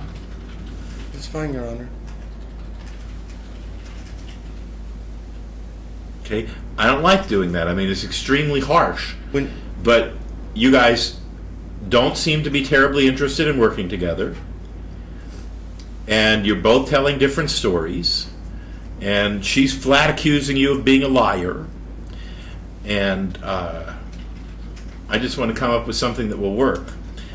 Ma'am, you don't even seem to be really interested in helping yourself. When I've suggested a few times to give yourself a bigger window, you've not even considered it, you've rejected it, and you're telling me it's a problem in relation to your employment.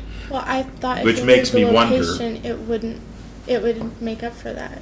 If we're moving the location, it's 5 minutes from my work, which does give me that much more time. So anyway, counsel, what would you like to do? I think we've talked it to death. What would you like to do? Your Honor, what I think would work is to keep the time at 3 p.m., move the location to McDonald's on Plum Lane. If I'd like the court's wording concerning if Mr. Falcone is late for a certain number of visits, then visitation would be suspended. ask it to be reciprocal, that's all, because she's done it too.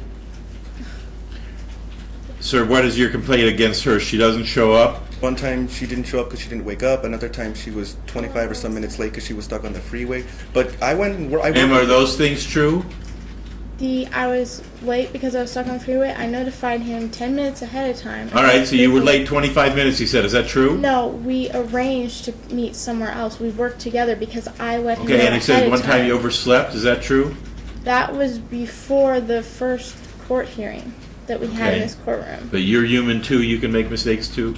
Yeah, and we arranged so that he would get more time to make up for it. He claims that when he tried to hold What he's me, pointing out, ma'am, is that suspending his visitation because he's a human being and makes an error is awfully severe, and he's asking, well, you know, if she messes up, why shouldn't she be penalized that harshly as well? well, one, I haven't brought up anything in this court today that's happened before the last court hearing, or I could say a lot more. All right. And All right. and two, Thank you, ma'am. Thanks very much. I think that Dad makes a valid point, that if we're going to have such a harsh measure apply against him, that it should be reciprocal. And maybe what we should do is not have the harsh measure at all. We'll set the time. We'll say that there's a 5-minute window, which is awfully short. It was his idea. Ma'am, please. And if somebody violates this, then somebody, you know, the person who's in violation, the other side can bring it back into court on a contempt motion rather than have an automatic termination of visitation. I agree to that. That's a good idea. I'd rather not have it at all, but if we have to, that's All fine. right. I told you could bring up 2 of them before we would go to his. What's your second one? Contact by phone, Your Honor. What's the issue? The issue is that my client has called Army at one time was 7:57, one was 7:32, another time was 7:40, close to the 8 o'clock range, because that was when she had time available, and it wasn't the 8 p.m., but she was not able to talk to When's she Army supposed to be able to talk to him? Before 8. before 8 p.m., Your Honor. Is that right? It's in the order before 8? Yeah. Okay, so she's called 3 times in the last 60 days No. No, this was that she didn't get through to the child? the dates were. Well, the court order says he has to return No, wait the a phone second. call. I'm trying to understand the magnitude of the problem. It I was- assume you call every time he's got the child. Okay, so you've just given me 3 in the last 2 months? 4, 5, 6. I don't call every time. I try to, but sometimes I get too tied up in work. All right, and so you've it's missed past- 3 out of how many? No, 6 It's times. 6. Your 6 Honor. calls that you called and the child didn't answer the phone. Well, once, one of those 6 times, he answered and said that the baby was sleeping and he'd call me back. And he never did. When I talked to him the next day, he said, you know, if you don't like it, take it to court. And that's what you've done now. I'm trying to find out what the magnitude of the problem is. 6 times, 6 times in 2 in- months, in the 16. child wasn't available to you when you called. Is that correct? That's correct. Sir, what's your response to that? But one time I called back because he was asleep. She tried to talk me into an argument. So I said, that's it. From now on, if she calls at 7:59 or 50 and I don't have my phone on me, because I don't always have it on me, and he's already asleep, I'm not going to call back because she tries to get in an argument. She calls me to talk to him. If she calls me at 7:50 or something and I get my phone at 8:20 or 8:30 and he's asleep, I'm not going to call her back just to let her know he's asleep because she just tries to get into What time does the child go to bed? 8. Sometimes at 9, but usually 8. And what time does the child go to bed? Supposed to go to bed between 8 and 9. That's why I call him then, because I don't know what he's doing the rest of the day. I don't want to interrupt his day, and All I don't know right. where Can he we move is. your calls up? I mean, if you're calling at 7:57 and he goes to bed from 8 to 9, that's as close. That's closer than the window you're giving yourself to go to work. Can we move your Several calls times up to before 7:30? Several times when I call Ma'am, that time, yes he's or no? just getting dinner. Ma'am? Sure, I mean, All right. How about if the calls are between 7:15 and 7:30? we can call each other with the baby between, I believe it was 10 and 8, so if you want to make it 10 and 7:30. Okay, so I have some insight here, and at the time that I was in this hearing 10 years ago, I didn't get it. I thought that she just sincerely did not know how to call in a way in which she would get to exercise her time, because this kept coming up over and over again. And not every time was she totally denied a phone call, and I'm talking about the times like when she called when he just wanted to put the phone down because he was so young and he didn't want to stay on the phone for a very long time. I think at this time he was around 2, maybe plus or minus 3 or 4 months. Anyway, the example that I'm going to give is actually towards the end, and there were a whole bunch of examples between now and towards the end, but this is actually the most glaring example, so I'm going to go ahead and use it. She had a certain number of days allocated to her for visitation because she lived far away. I was in Vegas, she was in Reno, and she could exercise her visitation whenever she felt like it. All she had to do was give me 2 weeks notice, and I had no ability to deny her access. If she gave me 2 weeks notice, boom, her visit triggered no matter what. So it's not like I could say, hey, I'm busy at that time, so no. Once I get the notice, she gets her visits. I want to make that clear to the viewers. So what'd she do? Did she give me notice? No, she didn't. She showed up without warning and said, hey, I'm in town, I want to see him. I responded, please do not do this again. There's a reason why I need to know in advance when you're coming so I can work around it. But even though you have violated this court's order, you can go ahead and visit him now. She did it again. I don't even think it was a week later. Same exact thing, she did it again. So I said, no, it's not going to happen. Then she did it again and again and again and again, and she threatened to take me back to court for denying visitation. And at that point in time, I realized, it finally dawned on me. If she actually gave me the required notice under the order, she would get to exercise her visit. She doesn't want to exercise her visit. She wants to be denied access. That is the goal. And it's like a light bulb went off in my head, and I realized, oh my goodness, the past 6, 7, 8 years, that's why she was doing all those things every time. And I'm not going to go ahead and go through every example now, because as we go through the My Docket series, this will come up over and over again, and I'll bring it up each and every time as the video comes. But I will say now that this phone visitation, or whatever you want to call it, phone contact, was the exact same thing. The court ordered that she was to have contact, and she called, sometimes actually after 8, but we're not talking about those. I'm assuming she knows not to bring those up because she knows it's not going to go anywhere, or because her attorney told her not to do that.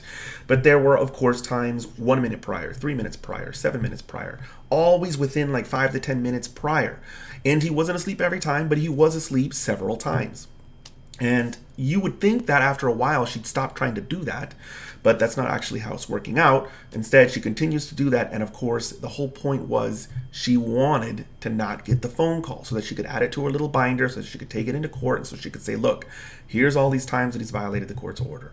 And that's why I think she focuses heavily on that specific time, and she even tries to throw it in the judge's face. Hey, you ordered 8 o'clock, 7:59 counts. So if anyone has had any of this stuff happen to them, and this is not very common, like there's a lot of people in a high conflict case, but their high conflict exes don't do something this bad. But I'm sure there are some of my viewers out there who've had this happen, not just once or twice, but over and over again. And then when you end up back in court, they bring that up and they kind of look goofy.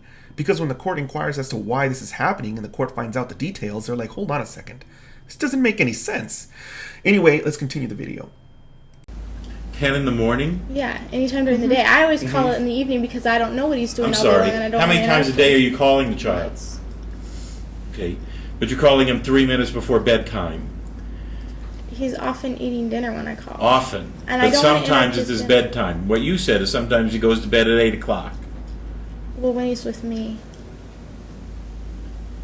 All right. So do you think it's reasonable to call 3 minutes before bedtime? Well, sometimes when I've called, he's Yes or said no, ma'am? if that's when he was putting him to bed, no. But he's not. Well, you call and he says the child's already asleep. Do you think he was lying to you? No, what I have a problem with is the fact that he said he'd call me back in the morning, and he never did. And then he gave me attitude, like, well, I don't have to do that even if I say Ma'am, I'll bet you give him attitude too. You guys do not seem to get along very well. No, I don't, Your Honor. You don't give him attitude. I try really hard. You're not to. polite and he's nasty. I don't have a chance to say much when we're on the phone. And, I mean, it's not... Other times I try calling, you're interrupting his dinner. Okay? He's playing with friends. I'm not going to take him away from happiness so he can talk to you. So I call at the last possible minute because he should be ready for bed. I'm not interrupting dinner. I'm not interrupting activities. He's not out somewhere doing stuff with people. Ma'am, how would you propose, and I don't care who answers, how would you propose we deal with this difficulty that you're having? I like to be able to talk to my son when I call him. And Ma'am, if I it's not understand an that. appropriate time for me to talk to him because he's in the middle of dinner or playing, How would then you he propose should that call we me back fix when it this? is appropriate. How do I fix it? What would you like me to do? What would you like me to order? Tell him that he's supposed to let me talk to my son. That's what the order says. Okay, so you call him 3 minutes before bedtime, and that's okay. I don't think it is. There's Okay, an I exact don't think it number for is. a reason. If I I don't called think at it 8:01, is. he wouldn't Okay, pick it up. I'm going to change the order so that you can't call 3 minutes before bedtime anymore. Okay? If the bedtime is sometimes 8 o'clock, then a call at 7:57 is an unreasonable call to make. And I'm going to prohibit you from doing an unreasonable thing. Your Honor, Yes. what I would ask is that the court keep the same time, but just within the order that we're going to craft, that the parties that whatever the child's, I don't think it's unreasonable when there's only that one contact during the day for the child's dinner to be interrupted briefly, or because the child's only 5. So it No, can't be it's two. Excuse me. The Army's only 2, so it can't be a long conversation anyway. We never Or talk for more than a minute. and if the child is playing with friends, it's not unreasonable to break away for a couple of minutes to talk to his mother. And I would just ask that that there be crafted somewhere in the order that. How long is the longest that dad has the child and mom doesn't see the child? From 3 on Wednesday till midnight on Thursday, which is the same as Friday to Saturday. So From 3 on Wednesday, 3 p.m. on Wednesday, so 33 hours. 33 hours. Okay. All right. You never have to interrupt the child's meal. You never have to wake the child up. You never have to interrupt going to bed. Ma'am, your latest call can be at 7:30. Okay. Okay, you can't call after 7:30. And if I call before 7:30 and he still does the same thing? Ma'am, he's to give you your calls. You can bring him back to court on a contempt motion. Okay? You have to be reasonable. Your lawyer just suggested that it's not a big deal to interrupt a child's meal or playing with friends. I think it is. I think it is. I don't mind him I'll calling tell me you the back truth when it's behind that too. appropriate. Actually, what happens is I'll let her talk to him while he's playing with friends, and then she'll keep talking, and he'll get upset and throw the phone, and then I'll say, Monica, he's playing, he doesn't want to talk anymore. I don't just say, you can't talk to him, he's playing. I give him a chance, and then when he gets upset, then I take the phone back. Okay.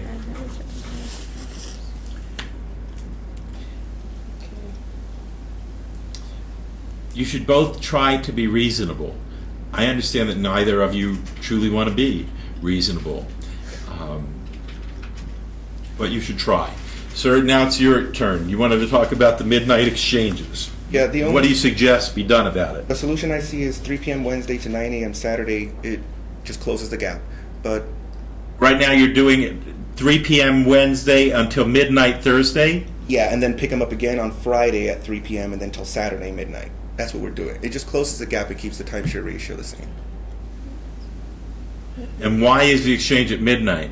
Because apparently she gets off at work at 12, so I guess that makes sense to pick him up at 12:30. It's just sometimes he's okay and sometimes he wakes up. And Okay. It's a small thing for him. What's your position on the issue? if we were to change to what he has, what he has suggested, it wouldn't be better for the baby. It would just mean that, one, I would have less actual FaceTime with him. I would have the same number of custody hours. So you want to keep it the way it is? Yeah, well, he would just end up going to the All right, babysitter I on rule that Saturday we keep night. it the way it is, that I don't want the child to go 4 days without seeing anybody. All right, what's your next issue, ma'am?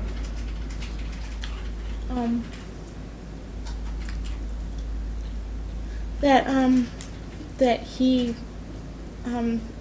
refuses to communicate with me. I sent him a one-line email. I have not sent him a essay email per your... Ma'am, why should he communicate with you? Well, because he calls me and says, "Oh, by the way, I moved, so if you want to let me drop the baby off closer, it'd be better for me, it'd be better for you." And I'm like, "You moved? Well, I didn't know, you didn't tell me." And he's all, "Well, I told your lawyer, I don't have to tell you." And I'm like, okay, that's not the same thing. And Yes, it is. While you have a lawyer, it's the same thing. Well, last time when we were in court, he had no problem saying, "Yeah, the person I'm living with is this name, and here's the phone number." And I didn't even ask for an address. Okay, so are you asking, I'm not sure what you're asking. If He you're has asking moved that a he give lot. information directly to you and not to your lawyer anymore, I'm okay with that part. Why can't I don't you know send me that he a needs to one-line respond to email? any email that you might choose to send him. Okay. I think, Your Honor, what my client is asking for is that if there is a change in Mr. Falcone's residence or in babysitter's resident, the babysitter, Yes, that it's reasonable for my client to know that. of course it is. And that's what she's asking for. And that within the order, obviously, I won't be, when the court's entered the final order, it will be between these two Okay. parties. Ma'am, That's I'm what she's absolutely looking for. willing, and I do order you, sir, that immediately upon your learning that you're going to change your address or babysitter, that you email her with the information. I've heard him say, ma'am, that you call on the telephone and you just want to argue, and he doesn't want to talk to you because he doesn't feel like arguing, and I see you shaking your head no, and I'm not there. But I do know that people have a tendency to argue. You guys were bickering here in the courtroom, and I'll bet that you're as capable of bickering, ma'am, as he is. I mean- And I'm not going to order that he respond every time you send him an email, but I am going to order him to provide you the information that you've requested. Well, that's pretty much all I've emailed him. Okay. What other issues do He you emails have, me and I ma'am? respond to his emails. You don't have to. Ma'am, you can if you'd like, and he can if he'd like, Is there any other issues that you... but you guys don't seem to be able to talk right now. That's why email's easier than the phone, because he always gets really loud Ma'am, and what's your fast next on the- issue? Okay, he doesn't dress the baby appropriately.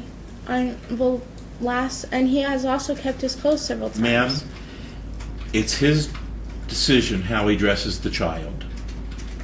And, Okay, what's your next issue? well, it's not his decision Ma'am? to keep the clothes that I provide for him, is it? Well, clothes Several- go back and forth for But 2-year-olds. several times he's kept his jacket, and then I haven't. I've had to buy him several jackets because I have to have an extra one in the car because he doesn't show up with the jacket, and it's snowing outside. Sir, you're to return clothes. Yes. Yeah. Okay, what's your next issue, ma'am? And let's see. It's a small issue. He still hasn't paid for his part of Army's dental and vision insurance for January and February. Sir? He sent me many emails, I am all of them completely different. caught up on all child support payments. 100%. Health insurance. Yes. You owe $78 or something like that a month for the health insurance. Yes, She says you haven't paid for January or February. Yes, I did. I paid my back child support, and my back child support for January and February is paid, and all the way up for the half of the benefits are paid. I didn't expect this. I don't have my checkbook, but I could show you. Okay, he says he's paid it. How have you paid it, sir? Check. You mailed the check to her? No, I just hand it, and she's cashed them. My account says that they're cashed. Your Honor, it's not for the correct amount, and I have emails between the two of us, and he changes what he says every Well, how email. much do you think he owes you, ma'am? He only owes me $45.72. It's half of the dental Sir, and she vision emailed for you and said, January. hey, you owe me $45? She has tried to say Yes or no, sir? Yeah, Yeah? Okay, are you guys It's not different true. in your arithmetic? something is wrong with the arithmetic. Oh, All right. She had a different benefit amount for December and January, and then the benefit amount All changed right, to ma'am, 71. within 24 hours of right now, you're to send them your arithmetic by email. Sir, within 24 hours of your receipt, you're to respond to it. Either with check, if you agree, or with your arithmetic if you disagree. You're to try to work it out. If you can't work it out, you come back in here, and I'll fine whoever's wrong $500 and make you give a contribution to the Washoe County Law Library. You want to fight about $45, I'll charge you $500 to do it. Okay? Okay, next issue, ma'am. And we can't deal with that now. I have the arithmetic. Ma'am, he says he wasn't ready for it. Well, I I've think got it's a his court order emails. issue. Did you want me to pay the difference from 71? Because it was 51 before, and then it was 71. Did you want me to retroactively pay that from December? There's no retroactive. Is that the issue, Okay, ma'am? the It was issue a is retroactive. Ma'am, is that the issue? Yes or no? yes, that is Okay, the then issue. stop. Let me look at that But issue. it's not retroactive. Ma'am, Can I would you- explain it? He's confused. He's confused. I just asked you if that was the issue, and you said yes. No, he's not confused about the issue. He's confused in the issue. Like, the issue is that in December, I had health insurance for the baby only. And then I signed him up for vision and dental, and I notified him, and I sent him all the arithmetic and the websites for him to check it out if he didn't believe me. And he didn't pay it and didn't pay everything else. And when we went to court in February, you ordered him to pay everything that was back going. And his argument, that I understand it, is that he shouldn't have to pay his half of vision and dental for January and February because for some reason he thinks that that is somehow retroactive. I mean, you ordered in December. That's what he just explained. And I don't understand what he means by retroactive because in December you ordered that he pay half of insurance, dental, vision, and Your Honor, I'll pay I don't it. think I have to go to I don't wanna court argue. every Excuse me? time. I'll just You're pay going to pay it. $45 and how much, ma'am? 72 cents. Sir, you have 24 hours to pay her. Next issue, ma'am. Well, he's not going to be wearing his gun visibly, he said anymore. So I'm sorry, what? He said he's not going to be wearing his gun visibly anymore, so that was my I didn't other- hear you this time either. I said he already said that he wasn't going to be wearing his gun visibly anymore, so that was my other main issue. So Okay, he's not do you gonna have, be- are we done with them with your issues? Yeah, I think so. Sir, do you have any other issues? Oh, Did you remember one, ma'am? that he talks negatively in front of the baby. And how do you know that? I mean, to me. He talks negatively to you in front of the child. Well, he's told me to get a life. He's told me to shut up. Okay. And a few Ma'am, other I've things. already suggested that you use a third person for the exchanges so that you don't have to see each other at all. I will certainly order that he not disparage you in front of the child, but I can't control that. I won't be there. The only way I know for sure to eliminate it altogether is to never have you two see each other. To do the exchanges at a babysitter. You drop the baby off, he picks the baby up 15 minutes later, and you guys are never in the same place.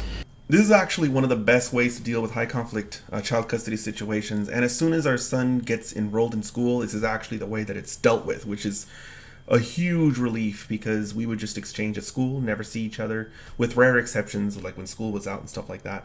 I guess it's not really a rare exception during the summer, but it does take so much of the conflict out of the equation. So yeah, I mean, solution oriented the whole way through so far. You didn't seem interested in doing that. If you reconsider that and in the future you'd like an order like that, I'd be willing to go there. Well, if the person that he's currently residing with, the last person he resided with, Army seemed fine and stable while I was there. He was only there for a month and he moved. So if the person he's residing with but he's claiming that I'm rude to all of his babysitters. I don't ever talk to his babysitters. Ma'am, he's So, but claiming if that I'm you're gonna go- rude and you're claiming that he's rude. If I'm going to go pick up my son and drop my son off to some third party that he picks, Your Honor, I don't think it involves the exchanges when they're rude. I think that it's rudeness over the phone is what my client's talking about. Is it? Oh, I'm sorry, ma'am. I thought it was at the exchange.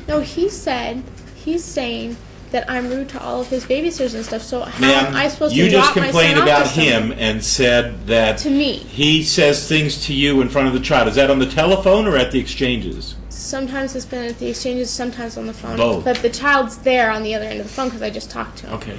But what I'm saying is I would be fine with dropping my son off to the person he's residing with if he wasn't there. I've or already picking him ordered up that you from can her tape place. record the phone calls. I have. Also ordered that you can tape record the exchanges. I ordered neither of you to say anything negative about the other in the presence of the child. And if somebody brings me a tape recording of saying something negative in front of the child, I'd be willing to find somebody in contempt and order them to be incarcerated. I have one. Okay. Okay. What other? Do you have any other issues? Okay. I've got people waiting in the hall that were supposed to come in here at 10:30. I wanted to address all your issues. Okay, but it's now 11 o'clock, and I have a need to talk to them. So, were you finished with your issues? Yes, finished. All right. Counsel, would you please try to cobble together an order from all of this? Yes, sir. And concerning the, if this is going to be a final order in this matter, is that what the court wants? Well, if you're agreeing on custody, I think it can be. If you want a hearing on that issue, you can have one. What about the previous order that never got finished? No, but the rest of it, plus what we got today. Yes. It would, what my client is saying is I believe that she's willing to have this be a final order incorporating what the court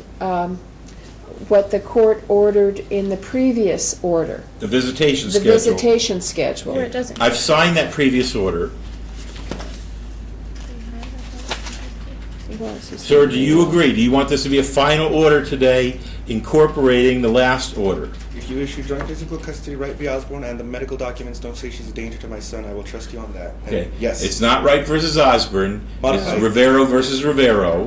That's the formula. I thought It would say joint physical custody, and I've read the medical records, and they don't say anything about her being a danger to you or anyone other than herself. In that case, yes. And I have. Do you want my new job? Because I was at Circuit City and we got an. I'm sorry, what was that question? Do you want my new financial declaration after the final order to determine the calculation? Sir, you were ordered to file a financial declaration within 30 days of getting employment. Okay. We haven't been open 30 days yet. I'll issue one. But he's been working for 30 days. All right, so file one. All right, I will. Your Honor, do you want me to complete this order and then have the court enter another order with the actual child amount, or do you want I don't know how child else to support do amount? it. I think that's probably best. I mean, you've got to get his financial declaration, and then there's a 7-step formula under Rivero Right. that needs to be applied. Right. So you can talk to counsel, sir, and if you guys can agree on the arithmetic, I will. you can submit a stipulation and never come back to court. I will very well. Yeah, All I right. will. Well, then that's what we'll do, Your Honor, and then I'll just put the Rivero formula concerning the custody and the child support within the order general. Thank you. Thanks very much, and good luck to you. Thank Thank you, you. Your Honor. As agreed in court, here we have the short form financial declaration. I've gone over one of these before. I doubt much has changed. The only thing that is new is, I believe at this point, Circuit City went bankrupt, so my employment probably changed. And I'm only going to bring up things that jump out at me as important. All of this information is really old, so I do not care if my viewers can see what I was earning 10 years ago. In fact, it probably just helps my viewers understand that I really couldn't afford an attorney. So, looks like $9 an hour. Getting paid every week, that doesn't look right. Should be every 2 weeks, but maybe I was getting paid every week. I doubt it, but it's possible. $13.50 an hour. Oh, that's if I get overtime. Commissions at $11.64. What? Oh, bonuses at $11.64 averaged out. Okay. Monthly income. A bunch of other income options which are all set to 0. It's my total monthly income, $11.49. Nothing really jumping out at me with this financial disclosure. That's the rent I was paying. This is when I had roommates. One of the ways that I survived on so little income was to live with roommates. At the time, I know now that rent has skyrocketed in Reno. That might not seem very plausible. But back then, in 2008, 2009, rent wasn't that unreasonable at all. This looks like the list of expenses, which isn't really taken into consideration at all. For child support, they take your gross monthly income. They don't take into consideration your expenses. The only time I've heard they do this is when you are generating income from like a business or you're self-employed, and you have to show the court that your income from that particular business that you're running is not actually everything that you take home. But for me, none of that applied because I was just employed as a normal employee I think I was at Circuit City. That's a credit card. I'm surprised. Oh, there's probably going to be some paycheck stubs towards the end. That way I can give you guys a specific answer. Checking account, savings account, vehicle. Oh my God. My vehicle was worth $1,000. I remember that car was... I later sold that car for $400. That's how long it lasted, and that's how much it was worth too at the time that I sold it. A measly $400. Looks like some debt. Yeah, it's some debt on a credit card. Student loan, not that much in student loans. A lot of other people had a lot more in student loan debt than I did.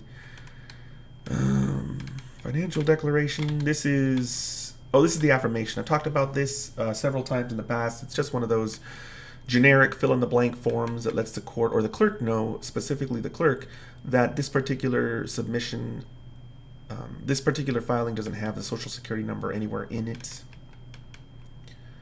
So here's the first pay stub. What is this? Oh, this looks to be my computation under the Wright. Yeah, this is the Wright v. Osborne formula chart that I put together. Not a bad idea to do something like this. And usually, I think the attorneys do this routinely anyway when they have to put together or hash out the numbers for child support based on two different incomes and the offset amount. I wonder if this has the... Yeah, look, it has the multi-step process. Step 1, 2, step 3, step 4...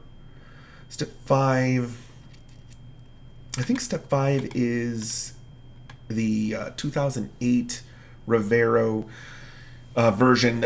In 2008, when Rivero published it, was based on some precedent from Missouri, as the judge mentioned in the hearing, and there was something in that formula that required determining precisely the percentage amount of time that each parent had the child. In 2009, they got rid of that. So in 2008, I actually had to come up with the percentage that each of us had him to compute child support. And then in 2009, when they revisited Rivera and got rid of that, then I didn't have to deal with that anymore. And it was just more of a flat offset between her income and my income. Staples. Okay, so I was right. This is the job that I had after Circuit City went bankrupt. I went to work at Staples. In fact, the manager who I was working under, not directly under, my boss's boss at Staples, handpicked a few of us to go with him to work at Staples, and he became the district manager. I don't know what they call it, general manager at Staples. So, yeah, this was my second. Well, not my second. This was the job after my Circuit City job. Not much of a pay difference. Probably I got paid less, actually. That looks like I got paid less to me anyway. I think I got around 10 something an hour there. Nothing remarkable here at all with the pay stubs. So I'm just going to glaze over them. Nothing. And the next document is the affidavit of service. And it's probably it's the affidavit of service of the financial declaration. I've gone through several of these in my previous videos, so I'm not going to spend a lot of time on the affidavit of service.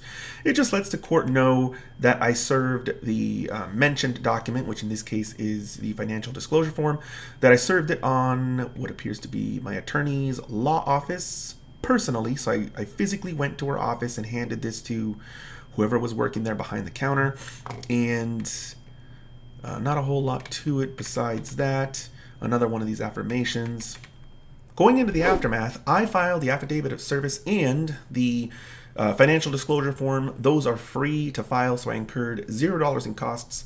My ex didn't file any documents, so she incurred $0 in costs as well. I didn't have an attorney, so I incurred $0 in attorney fees. My ex had an attorney. Let's go through the documents first. She would have probably spent about 45 minutes reviewing my financial disclosure form, and that's only because that document definitely has an impact on child support. Otherwise, I would make it a lot less, maybe even 15 minutes. The other document was the affidavit of service. Let's go ahead and just say 15 10 minutes for that. It's a 2-pager.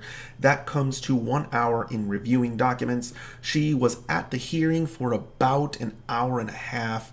So that's cool. Well, we should also include waiting, and I think they do charge for waiting around outside. In fact, they usually call it like it's kind of like a consult time. A lot of these attorneys that are working in family law don't really meet with their clients so much at a like a distinct time as they do right before and right after a hearing. That seems to be the most opportune time that they do it. So I'm sure that she did that with my ex. She probably briefed her and discussed things with her prior to entering, and she also probably debriefed her after the hearing as well.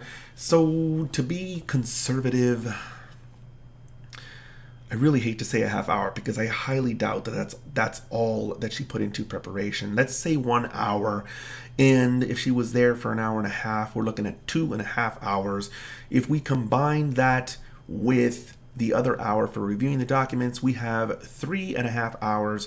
At $250 an hour, we have $750 for those 3 hours, and then another $125 for that half hour. So that looks like $875 in attorney fees for my ex for this specific hearing. And of course, as with my previous videos, you can actually download the documents that I went over by going into the description below and clicking on the links. If you have any questions or comments, you can post those down in the comments below. Before I head out, I did want to go ahead and elaborate for my viewers. If you are one of the viewers that's going to watch the more in-depth video that contains some of the things that I excluded from this video, I'm going to turn off the comments in those videos, not just that one, but any video that I publish like that, because what I'd rather you do is, if you have any comments from watching those details, go ahead and return to the original video, which is going to be this video, and post a comment here, because it may pique the curiosity of other viewers. Some viewers may not really be that interested, and they might see some dialogue on what was discussed in the other video, the more in-depth video, and I don't think that the YouTube algorithm takes into consideration anything that goes on in the comments with regards to yellow flagging a video, so we should be fine doing that. I just want to organize or funnel the comments to the public as much as possible, because even if some people didn't watch that video, they still might get some insight from the discussion in the comments between the viewers that actually went and watched that video and myself, of course, when I respond to the comments. So I'm going to go ahead and see you guys next time.